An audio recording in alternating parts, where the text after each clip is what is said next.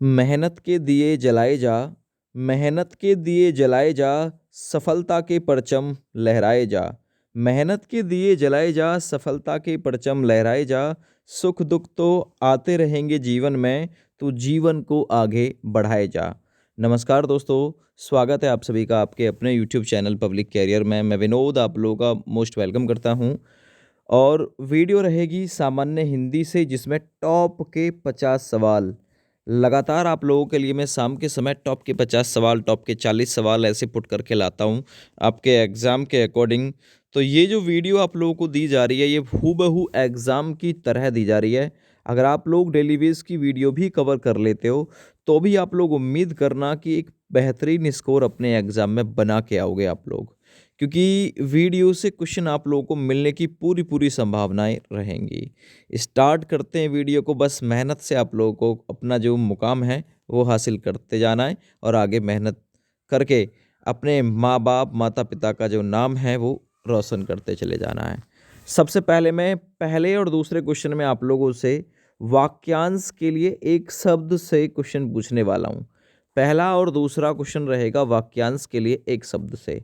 सबसे पहला क्वेश्चन पूछा मैंने आपसे, ऐसा रोग जिसका उपचार संभव ना हो। ऐसा रोग जिसका उपचार या इलाज संभव ना हो, उसे आप लोग एक शब्द में क्या नाम दोगे?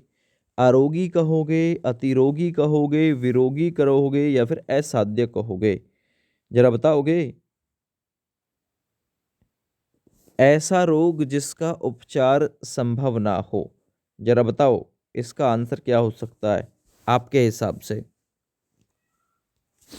बताइए भाई। ऐसा रोग जिसका उपचार संभव ना हो, उसे एक शब्द में क्या नाम दे सकते हैं हम? तो देखिए, सबसे पहले सवाल का आंसर जाएगा डी ऑप्शन, उसे असाध्य कह सकते हैं, अर्थात जिसे आप साध नहीं सकते। ऐसा रोग है जिसका उपचार ही संभव नहीं है। तो डी ऑप्शन बिल्कुल राइट था पहले सवाल में। चलिए सवाल नंबर 2 को करके बताइए भाई। जिसको माता पिता का आश्रय ना मिला हो। आश्रय का मतलब होता है सहारा। सहारा यानी जिसको माता पिता का सहारा ना मिला हो, उसे क्या कहेंगे?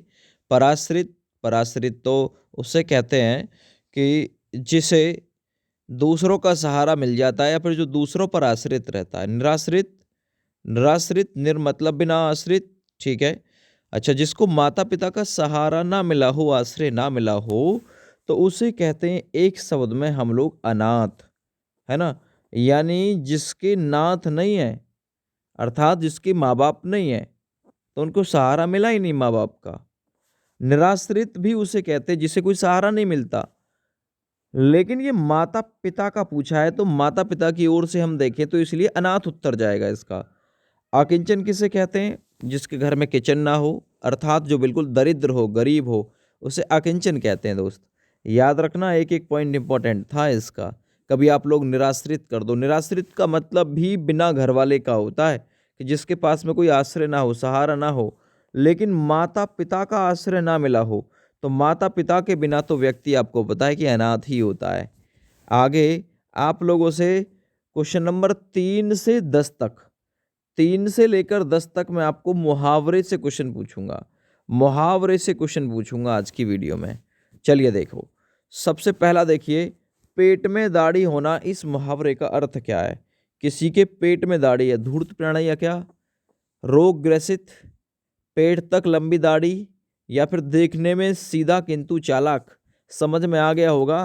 पेट में दाढ़ी लिए बैठा, धूर्त हो नहीं सकता, रोग ग्रसित हो नहीं सकता, पेट तक लंबी दाढ़ी किसी के हो नहीं सकती, देखने में सीधा किंतु चालाक इसका राइट आंसर जाएगा। पेट में दाढ़ी है, चुप चुप ही कर रहा, जो कुछ भी कर रहा, ठीक है। चलो जी, सवाल नंबर 4 को करिए। सवाल नंबर 4, पापड़ बेलना, इस मुहावरे का अर्थ क्या है? आप कहते हैं ना, मैंने अपनी ज़िंदगी में किया ही क्या है, बहुत पापड़ बेले हैं।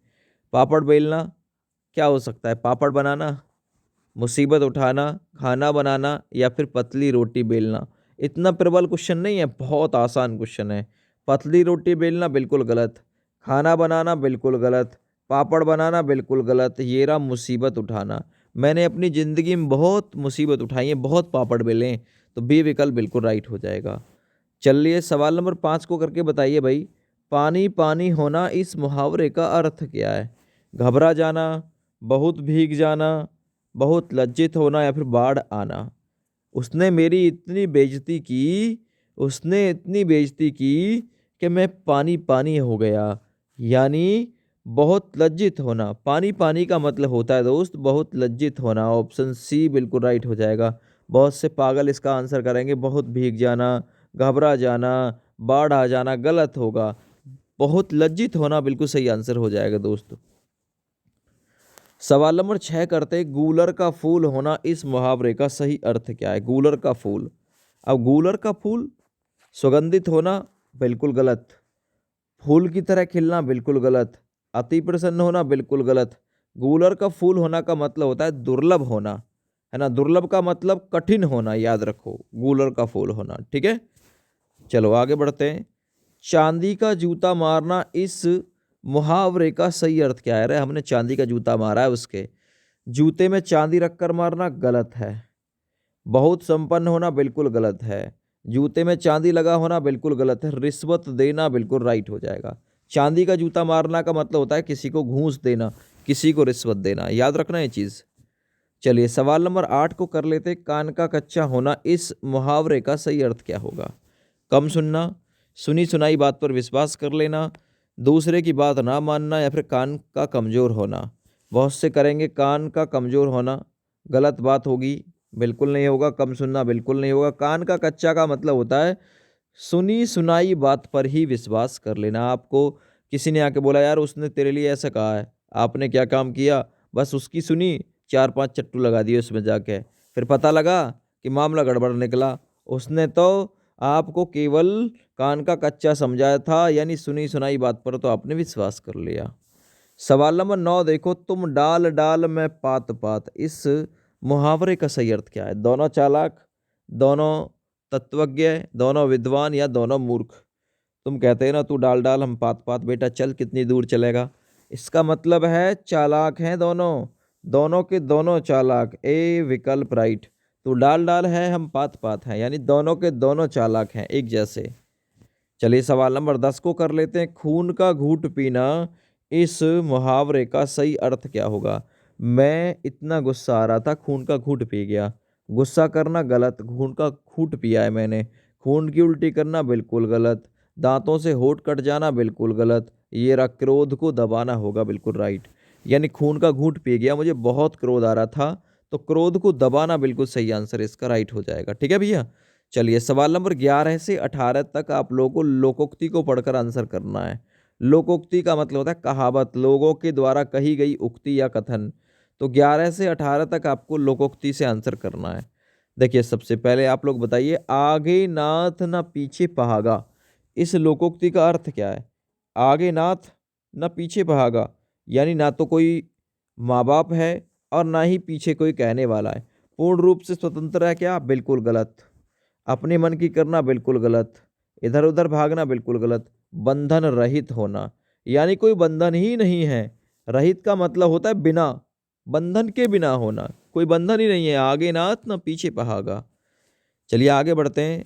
अंधी पीसे कुत्ता खाए या अंधे पीसे कुत्ता खाए, बताइए। बेहिसाब काम, असावधानी से अयोग्य को लाभ, लाचारी का अनुचित लाभ या अपना माल लुटाना। अंधी पीसे कुत्ता खाए, ध्यान रखना इंपॉर्टेंट है इसलिए शामिल किया है, क्योंकि अंधा है लाचार और उसका कोई कुत्ता लाभ उठा रहा है। तो लाचारी का गलत तरीके से लाभ उठाना मतलब होता है अंधी पीसे कुत्ता खाए। अंधी तो बेचारी पीस रही है, वो लाचार है, कुत्ता खा रहा है, तो उसकी लाचारी का बिल्कुल गलत फायदा उठाया जा रहा है। आगे बढ़िए सवाल नंबर 13 है। अधजल गगरी, अधजल मतलब आधा जल भरा हुआ है उसमें, और गगरी छलकत जाए, इस लोकोक्ति का मतलब क्या है? अधजल गगरी छलकत जाए, गगरी में छेद होना, बहुत से तो इसे लगा देंगे, गलत है। बेकायदे का काम बिल्कुल गलत। व्यर्थ की बात करना बिल्कुल गलत है। ये रहा कम ज्ञान का अधिक प्रदर्शन करना। अधजल गगरी जो होगी ना वो छलकत ही जाएगी, आधी भरी हुई है फिर भी छलक रही है। तो जो कम ज्ञानी है वो भी क्या करेगा, वो भी अधिक प्रदर्शन करेगा। मैं तो भाई बहुत तगड़ा ज्ञानी हूँ, मेरे सामने तुम गाओ, है ना, ऐसे बोलेगा ना। चलो एक बार वीडियो को लाइक कर देना इसी बात पे। आगे देखो, कहाँ राजा भोज कहाँ गंगू तेली। राजा भोज से गंगू तेली की जो तुलना है वो की गई है, तो आप लोग बताइए फिर कौन सा आंसर सही कर दूं। दुख के बाद सुख का समय देखना गलत। दोस्ती सदा बराबर की अच्छी होती है, कुछ लोग तो इसे लगा देंगे, ये भी गलत। बड़े लोगों के साथ छोटे लोगों की बराबरी नहीं हो सकती, ये बिल्कुल सही है। कहाँ राजा भोज है कहाँ गंगू तेली। गंगू तेली छोटा व्यक्ति है, राजा भोज तो बड़े व्यक्ति हैं। तो बड़े लोगों के साथ छोटे व्यक्तियों का जो इक्वेशन है यानी बराबरी जो है वो नहीं हो सकता। अगला नंबर सवाल नंबर 15, जस दूल्हा तस बनी बराता। जैसे दूल्हा वैसी बारात। अच्छा दूल्हा और अच्छे साथी गलत। अच्छा दूल्हा और खराब बाराती ये भी गलत। सभी लोगों का अच्छा होना ये भी गलत। जैसा व्यक्ति वैसे साथी ये बिल्कुल ठीक है। जस दूल्हा तन बनी बराता, याद रखना। आगे बढ़ते हैं, चिकना घड़ा होना। चिकना घड़ा होना, इस लोकोक्ति का मतलब क्या हो जाएगा। चिकना होना बिल्कुल गलत। समृद्ध होना बिल्कुल गलत। भयभीत होना बिल्कुल गलत। निर्लज होना यानी जिसके लज्जा ना हो उसे ही तो कहते हैं चिकना घड़ा है तू, तेरे लज्जा नाम की तेरे शर्म नाम की चीज नहीं है। तो ऑप्शन नंबर बिल्कुल सी राइट हो जाएगा दोस्त। सवाल नंबर 17 की तरफ बढ़ते हैं। आम के आम गुठलियों के दाम, इसका मतलब क्या होता है। आम के आम गुठलियों के दाम, बहुत अधिक बोलना तो गलत बात है। आम के आम गुठलियों के दाम, ओछे व्यक्ति अधिक दिखावा करते हैं, ये भी गलत। दोहरा लाभ, आम के तो आम खा लिए और गुठलियों के दाम बना लिए, इसका मतलब क्या है, दो गुना लाभ मारा है, ठीक है ना। तो दोहरा लाभ होना, याद रखना। आगे, खग जाने खग की भाषा। खग मतलब पक्षी, पक्षी ही जाने पक्षी की भाषा, ठीक है ना। खग जाने खग की भाषा, आप लोग बताइए कि सर कौन सा आंसर इसका बिल्कुल राइट हो सकता है, जरा बताएंगे। पक्षियों की भाषा जानना गलत बात। समान प्रवृत्ति वाले ही एक दूसरे को समझते हैं, ये बिल्कुल ठीक है। पक्षी ही पक्षी की भाषा, आदमी ही आदमी की भाषा समझता है, तो इसका मतलब हो गया खग जाने खग की भाषा का, कि समान प्रवृत्ति वाले लोग ही एक दूसरे को समझ सकते हैं। आगे बढ़ते हैं, सवाल नंबर 19, हिंदी साहित्य के किस भाव को व्यभिचारी भाव कहा जाता है। संचारी भावों की संख्या 33 है, रस की संख्या 9 है, रस की संख्या 11 तक हो जाती है। भरत मुनि के अनुसार रसों की संख्या 8 है, स्थायी भावों की संख्या 9 है, याद रखना, ठीक ना। हिंदी साहित्य के किस भाव को व्यभिचारी भाव कहा जाता है, तो वो संचारी भाव है जिसे व्यभिचारी भाव नाम दिया जाता है। तो ऑप्शन नंबर डी बिल्कुल दोस्त इस सवाल का राइट आंसर हो जाएगा। क्लियर हो गया क्वेश्चन। चलिए मैं आगे बढ़ता हूँ सवाल नंबर 20 की तरफ। हिंदी साहित्य का नौवां रस कौन सा, इंपॉर्टेंट क्वेश्चन है। हिंदी साहित्य का नौवां रस भक्ति, ठीक ना। वात्सल्य, वात्सल्य रस का स्थायी भाव वात्सलता है। करुण रस का स्थायी भाव शोक है। भक्ति का निर्वेद है। और शांत रस का, शांत रस,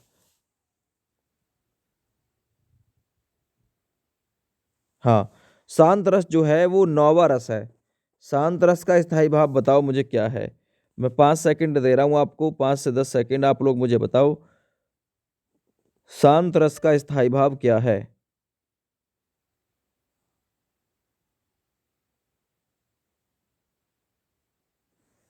शांत रस का स्थायी भाव निर्वेद होता है दोस्त, निर्वेद, ठीक है ना।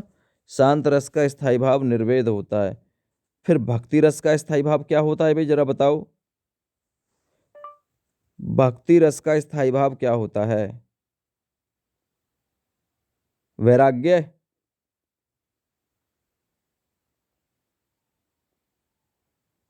बताओ जल्दी।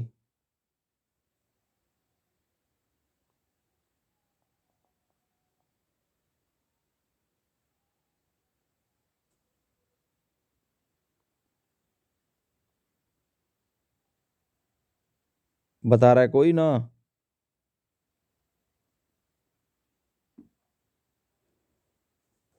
भक्ति रस का वैराग्य। रस के कितने प्रकार होते हैं, तो रस के भेद पूछे तो रस के भेद अभी बताए मैंने कितने होते हैं, 9। आगे, उद्धव मोह ब्रज विसरत नाही। उद्धव जी से कह रही हैं गोपिका, हमको ब्रज विसरत नहीं, यानी ब्रज जो है वो हमको अच्छा नहीं लग रहा, ये कौन सा है। उद्धव मोही बिरज विसरत नाही, करुण रस हो नहीं सकता, वीर रस हो नहीं सकता, हास्य रस नहीं, श्रृंगार रस, और श्रृंगार रस में भी वियोग श्रृंगार है दोस्त, याद रखना। आगे बढ़ते हैं। वीर रस का स्थायी भाव क्या होता है? श्रृंगार रस का स्थायी भाव रति होता है, श्रृंगार रस का स्थायी भाव रति, वीर रस का स्थायी भाव होता है उत्साह, हास्य रस का स्थायी भाव हास्य होता है। ठीक ना, याद रखना। आगे बढ़ता हूं।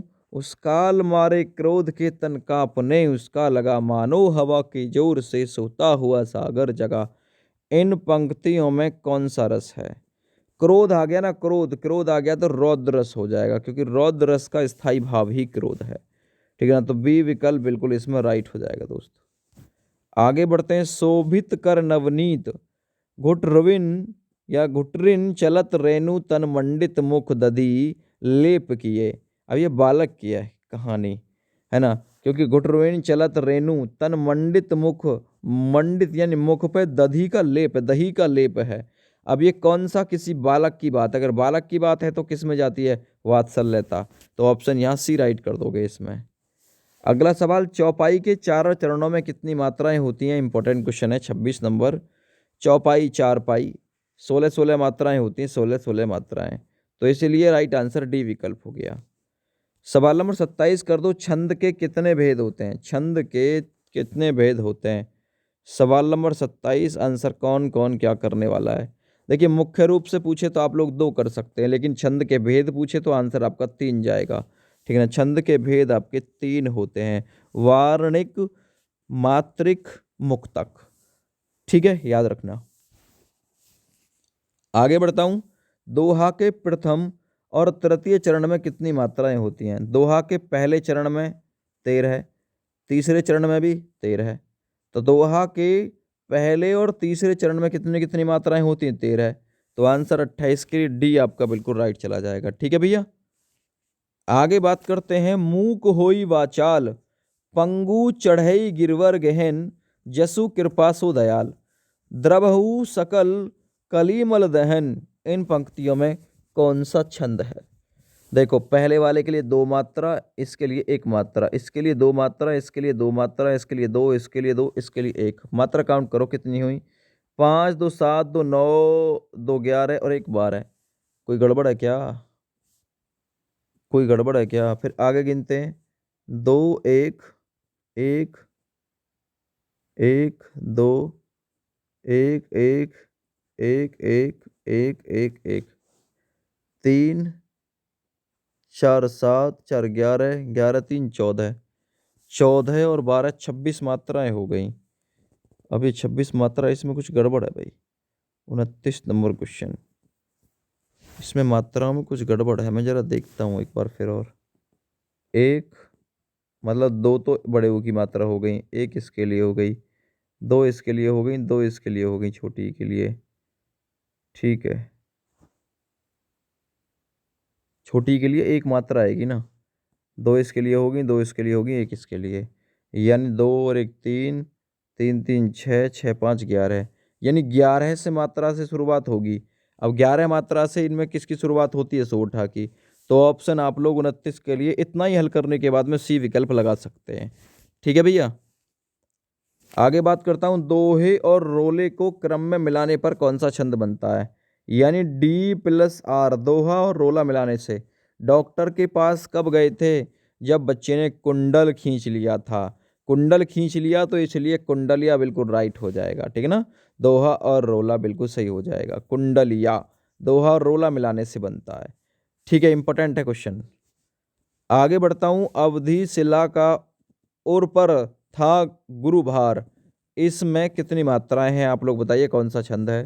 तो मैं मात्रा काउंट करता हूँ। 1 1 1 1 2 2 1 1 1 1 मात्रा काउंट करें। 3 3 6 2 8 8 4 12, एक और से तो 12 बनी भाई। यहाँ देखो 2, यहाँ 2 4, यहाँ 5, यहाँ 6, यहाँ 7, 12 7 बन रही हैं। 12 7 पर कौन सा बनता है? तो भाई 12 7 पर तो बरबे बनता है। 12 7 पे बरबे बनता है, तो बरबे बिल्कुल राइट आंसर हो जाएगा इसका। आगे बढ़ता हूं। जहां बिना कारण के कार्य का होना पाया जाए, भावनाओं में ही काम हो जाए, बिना कारण के ही काम हो जाए, तो वहाँ कौन सा अलंकार हो जाता है दोस्त? विभावना अलंकार हो जाता है, जहाँ बिना कारण के ही कार्य का होना पा लिया जाए। आगे बढ़ता हूँ, जहाँ उपमेय में अनेक उपमानों की शंका होती है। शंका है भाई, अनेक उपमान हो सकते हैं, शक है, तो फिर अलंकार कौन सा हो जाएगा? इसमें भ्रांति हो जाएगी क्या? क्योंकि भ्रांति तो थोड़ी देर में टूट जाती है, ये हो नहीं सकता, तो फिर संदेह ही इसका राइट आंसर है। जहाँ उपमेय में अनेक उपमानों की, नारी बिच सारी है कि सारी बिच नारी है, ये वाला एग्जाम्पल। ठीक है, आगे बढ़ता हूँ, सीता का मुख चंद्रमा के समान में कौन सा अलंकार है? सीता का मुख चंद्रमा के समान है, के समान है ना, वाचक शब्द के साथ चंद्रमा के समान, रूपक अलंकार हो नहीं सकता, फिर अन्वय हो सकता है क्या? नहीं हो सकता। कौन सा अलंकार है यूरो? उपमा अलंकार। के समान, चंद्रमा के समान है, उपमा अलंकार है। आगे, पूत कपूत तो क्यों धन संचय, वर्ड आ गया भाई, पूत कपूत, पूत कपूत, पूत सपूत, ये रिपीट हुआ, और आपको पता है ये किस अलंकार में होता है? मैंने पढ़ाया है आप लोगों को, ये लाटानुप्रास में होता है। लाटानुप्रास दक्षिणी गुजरात वाला जो हिस्सा है, उसमें फेमस होने के कारण लाटानुप्रास फेमस हो गया। पूत कपूत तो क्यों धन संचय, पूत सपूत तो क्यों धन संचय, इसमें पूरा वर्ड कॉमन आता है। ठीक है ना, लास्ट में लय बन जाती है, लाटानुप्रास, है ना। लात जाए जो अनुप्रास, एक बार पूत को कपूत बता रहा है, दूसरी बार पूत को सपूत बता रहा है। लात जाए जो अनुप्रास, अलंकार पढ़ा रखे हैं, पढ़ लेना। आगे, उसी तपस्वी से लंबे थे देवदार दो चार खड़े, इन पंक्तियों में कौन सा अलंकार है? तो याद रखना, इंपॉर्टेंट कर लेना, इसे शामिल कर लिया है मैंने। उसी तपस्वी से लंबे थे देवदार जो चार खड़े, ये प्रतीप अलंकार है। कौन सा है? प्रतीप अलंकार। रूपक यमक अनुप्रास हो नहीं सकता, केवल एक बच रहा है, प्रतीप अलंकार। अगला नंबर देखता हूं, रहीमन पुत्री श्याम मनहू जलज मधुकर लसय। मनहू, तो मनहू मानो, जनहू जानो, जान इत्यादि वर्ड तो मैंने लिखवाए आपको उत्प्रेक्षा अलंकार में। तो आप लोग कहेंगे सर 37 का तो बी राइट कर देंगे हम लोग, बिल्कुल सही कर दो भाई, राइट। आगे बढ़ते हैं, उदित उदयगिरी मंच पर रघुवर बाल पतंग। ओहो, उदित उदयगिरी मंच पर, जैसे ही उदय हुआ, उदयगिरी यानी उदय का मतलब उदय हुआ, गिरी, गिरी मतलब पहाड़ी पर, रघुवर बाल पतंग, पतंग के समान लग रहा था, विकसे संत सरोज सब हर्षय लोचल भृंग। ठीक है ना, चलो बहुत बढ़िया। इसमें इसमें कौन सा है फिर? इसमें रूपक अलंकार है दोस्त। कौन सा? रूपक अलंकार है, तो डी विकल्प आप लोगों का बिल्कुल राइट आंसर हो जाएगा। ठीक है, आगे बढ़ता हूं, सवाल नंबर 39, स्कंदगुप्त नाटक के लेखक का नाम क्या है? स्कंदगुप्त नाटक, चंद्रगुप्त नाटक, ध्रुव स्वामिनी नाटक, आंधी इंद्रजाल, ये सब कहानी किसकी है? इरावती उपन्यास अधूरा जयशंकर प्रसाद का, स्कंदगुप्त नाटक भी जयशंकर प्रसाद का ही है। आगे बढ़िए, विनय पत्रिका के रचनाकार कौन है? विनय पत्रिका के रचनाकार कौन है? रामचरितमानस भी उन्हीं की रचना है, तुलसीदास जी। विनय पत्रिका इन्हीं की रचना है, विनय पत्रिका ब्रज भाषा में लिखी गई है। ठीक है, याद रखना, इंपॉर्टेंट है। बरवे रामायण, वैराग्य संदीपनी इन्हीं की रचना है। ठीक है, आपसे पूछ सकता है ये चीज़ भी, दोहावली, कवितावली, श्री कृष्ण गीतावली, है ना, प्रश्नावली, ये सब इन्हीं की रचना है। आगे बात करता हूँ, सवाल नंबर 41, नाच्यो बहुत गोपाल, इसके लेखक का नाम क्या है? नाच्यो बहुत गोपाल इंपॉर्टेंट है, अमृतलाल नागर की रचना, ये नाच्यो बहुत नगर में गोपाल, याद रखना ये चीज़। आगे बढ़ता हूँ, मजदूरी और प्रेम के लेखक का नाम क्या है? मजदूरी और प्रेम किसका है ये? याद रखना, तो याद रखना, सरदार पूर्ण सिंह की रचना है मजदूरी और प्रेम। इंपॉर्टेंट क्वेश्चन है मजदूरी और प्रेम। आगे बात करता हूँ नेक्स्ट क्वेश्चन की तरफ में। अगला क्वेश्चन है, निम्नलिखित में से कौन सी पुस्तक सुमित्रा नंदन पंत के द्वारा नहीं लिखी गई? 43 नंबर सवाल है। ज्योत्सना भी लिखी गई है, चिदाम्बरा भी, युगवाणी भी, नीरजा नहीं लिखी गई, क्योंकि नीरजा महादेवी वर्मा की रचना है, और यूपी पुलिस 2018 और यूपी पुलिस 2024 जो री एग्ज़ाम से पहले का एग्ज़ाम है, उसमें आपको ये क्वेश्चन पूछा जा चुका है। आगे बढ़ते हैं, निम्नलिखित में से कौन सी पुस्तक प्रेमचंद की लिखित नहीं है? कायाकल्प, अशोक के फूल, यही नहीं है अशोक के फूल, हजारी प्रसाद द्विवेदी की अशोक के फूल हुआ, कुटज हुआ, तो बिल्कुल 44 नंबर में आप लोग भी विकल्प कह सकते हैं जी, बिल्कुल राइट है। अशोक के फूल ये हजारी प्रसाद की है रचना। आगे बढ़ता हूँ मैं। नूतन ब्रह्मचारी उपन्यास के रचनाकार का नाम क्या है? नूतन ब्रह्मचारी नामक उपन्यास किसने लिखा है? तो ये बाल कृष्ण भट्ट के द्वारा लिखा गया। ऑप्शन सी राइट कर दूंगा बिल्कुल इसमें मैं। आगे बढ़ता हूँ। दुख ही जीवन की कथा रही, क्या कहूँ आज जो नहीं कही। ये पंक्तियों के रचनाकार कौन है? इंपॉर्टेंट क्वेश्चन है ये। दुख ही जीवन की कथा रही, क्या कहूँ आज जो नहीं कही। तो ये बिल्कुल सूर्यकांत त्रिपाठी निराला की लाइनें हैं। इंपॉर्टेंट रचना ये आप लोग मतलब इंपॉर्टेंट रचना से ये ली गई हैं। तो दुख ही जीवन की कथा रही, क्या कहूँ आज जो नहीं कही, ये सूर्यकांत त्रिपाठी निराला जी की पंक्तियां हैं। आगे बढ़ता हूँ। एकदा नैमिषारण्य, इसके लेखक कौन है? इंपॉर्टेंट कर लेना क्वेश्चन को। एकदा नैमिषारण्य, ये इसके लेखक है हजारी प्रसाद द्विवेदी। हजारी प्रसाद द्विवेदी की रचना है ये एकदा नैमिषारण्य।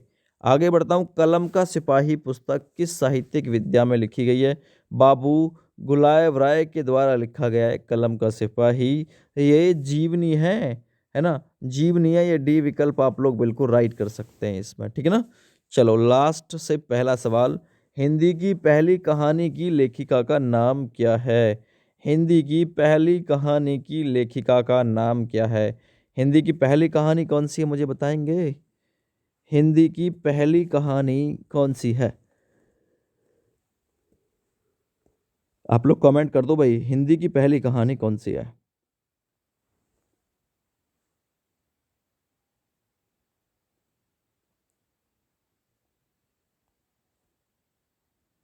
रानी केतकी की कहानी, जिसके लेखक है इंसा अल्लाह खां। पर लेखिका का नाम पूछ रहा है ये। हिंदी की पहली कहानी की लेखिका कौन है?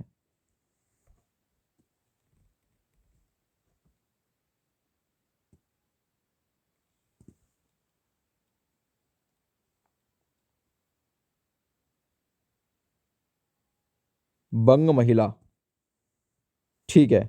तो हिंदी की पहली कहानी की लेखिका कौन है? बंग महिला। और इनका वास्तविक नाम राजेंद्र बाला घोष है भाई।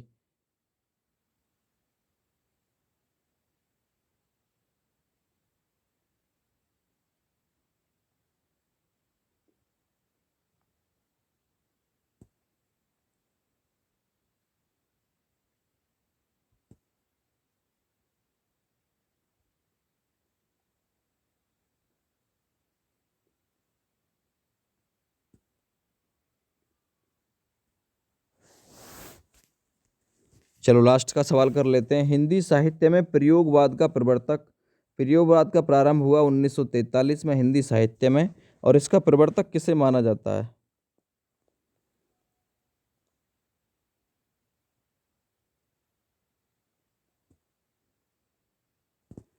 तो प्रयोगवाद का प्रारंभ माना जाता है अज्ञे जी के द्वारा। सच्चिदानंद हीरानंद वात्सेन अज्ञे जी के द्वारा प्रयोगवाद का प्रारंभ माना जाता है हिंदी साहित्य में। तो आज के टॉप के 50 सवाल आप लोगों के खत्म हो गए। इसी प्रकार से डेली वेज में लाता रहूंगा। जय हिंद।